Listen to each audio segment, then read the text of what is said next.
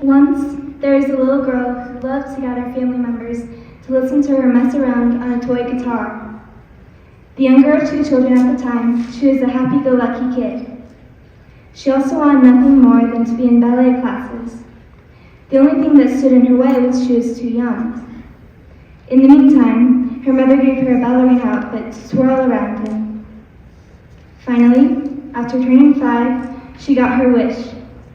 It was a whole new world. The gracefulness of it all, along with the beautiful costumes, felt so natural, so appealing. I took it all in with wide-eyed, eager attentiveness. The first recital came around, and my mother wondered how it would go, as I was shy and dreaded talking to strangers. An audience of hundreds of people would be watching. She had worries such as, will she even come on stage? And if she does, will she freeze up and need to be escorted back off stage? Instead, I came on and executed the moves we had practiced with a smile. I absolutely loved every minute of it. Dance continued to be something I participated in for a time.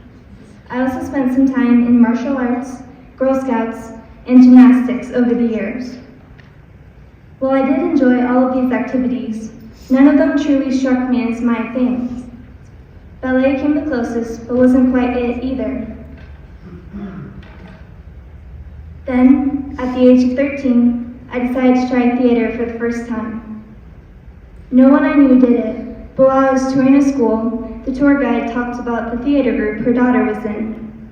It sounded amazing. Interestingly enough, the tour guide that day was a mom who was filling in, not the person I was supposed to have. That fall, I did not start attending the school, but I did join the theater group for their production of Lionel Bart's Oliver. I was excited and nervous. I knew next to nothing about theater, but I picked my audition material and practiced and practiced and practiced some more. Then I walked into that room full of people I didn't know and waited for my turn.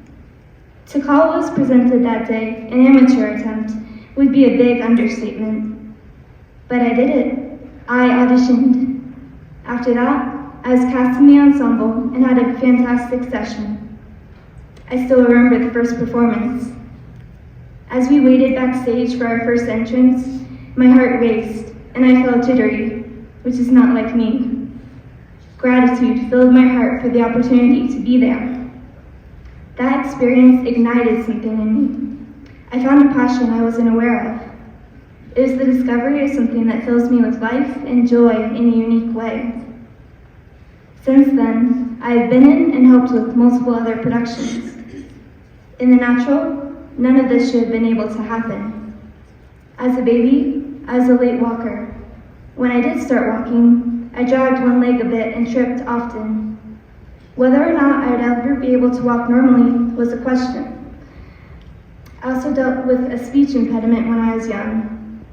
It is all because of the goodness and grace of God that I overcame these things, and now sing, dance, and deliver lines for fun. Over time, my skills, experience, and love for it have grown. And so I stand before you today on the threshold of something new. I know I want to continue to use this passion, and I am excited to share with you what that will look like. Take a moment to imagine something with me. What if, to one child, youth theater is more than just an extracurricular? What if it is a place where he or she hears God's word, sees it lived out regularly, and always feels safe? An experience like this happens when directors and staff faithfully serve the Lord and love the children they have been entrusted with. Kids need a place where they will learn more about God and be encouraged in their faith. I want to be a part of this and minister to many children. Another goal I have is to continue performing and use my position as a witness to help influence the performing arts industry for good. I believe I can accomplish this because I love the Lord, enjoy working with kids, and have an understanding of the field already. You might be wondering if I have the dedication needed, and if I will really pour myself into what I do. When I'm in a production, I almost always do research on it well in advance. Then, when rehearsals start, I apply myself and thoroughly learn my part and other parts as well. I dive deep and endeavor to know not just the material, but also the story we are telling. After all, an actor is a storyteller. Practicing hard in rehearsal and in private is very important to me. When performances roll around, I am ready. For the past 3 years, I have tried to learn the ins and outs of the craft. This has looked like leading devotions, working backstage, helping kids with their costumes, applying makeup, helping create a set piece, and more. This spring, I am currently interning for a cast. I am also participating in my 10th show. There have also been struggles in all of this that have put my determination to the test.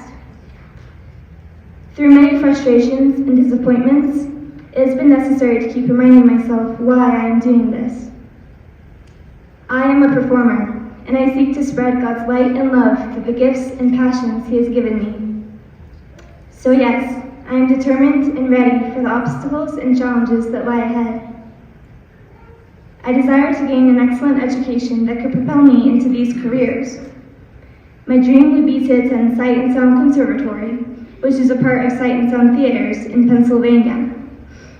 They are a Christian company that brings Bible stories to life on a level that meets and even exceeds Broadway. The first production of theirs I saw amazed me. Ever since, I have loved their shows. There's been this, I need to be a part of this feeling I haven't been able to shake. But how could I ever be a part of it, I asked myself. I certainly don't want to relocate to Pennsylvania permanently. That's when I heard about their 2-year conservatory program.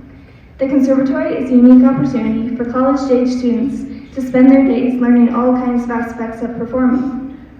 At night, the students participate in the massive productions that take place on the Sight and Sound Theater's stage. Of course, this program is very competitive, accepting only 10 people per school year. It is because of this that I have also considered other options, such as traditional college or community college. There are multiple ways you can support me in my next great adventure. If you have experience in theater or know someone who does, I would be so grateful for any advice, wisdom, and connections you could share with me. Are there any colleges or community colleges from my area of interest you could recommend?